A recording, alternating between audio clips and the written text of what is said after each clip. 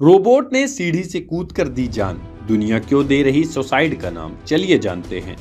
Robot अब इंसानी जिंदगी में अलग अलग पहलुओं का हिस्सा बन चुके हैं और रेस्टोरेंट से लेकर अस्पतालों और हॉस्टल तक कहीं भी आपकी रोबोट से मुलाकात हो सकती है। रोबोट बिना थके दिन रात काम कर सकता है और इंसानी भावनाएं ना होने के चलते उनके डिप्रेशन में जाने का भी डर नहीं।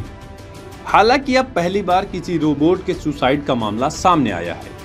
मामला साउथ कोरिया की गुमी सिटी का है, जहां एक रोबोट ने सीढ़ी से कूदकर अपनी जान दे दी है।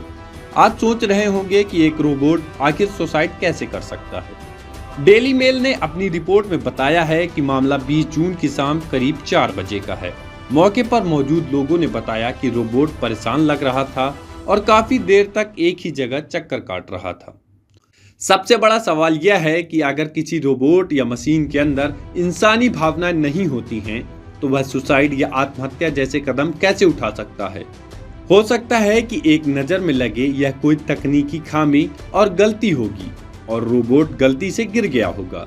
ऐसे में घटना को सुसाइड नाम क्यों दिया जा रहा है, ये समझना जरूरी है। हम बताते हैं कि इस मामले को दुनिया का पहला रोबोट सुसाइड क्यों कहा जा रहा है। रोबोट को कैलिफोर्निया की कंपनी बियर रोबोटिक्स की ओर से तैयार किया गया है और सरकारी दफ्तर में रोबोट सुपरवाइजर की तरह काम करता है। रोबोट का बकायदा एम्प्लॉय कार्ड बना हुआ था और बाकी कर्मचारियों की तरह वह सुबह 9 बजे से लेकर शाम 6 बजे तक काम करता था।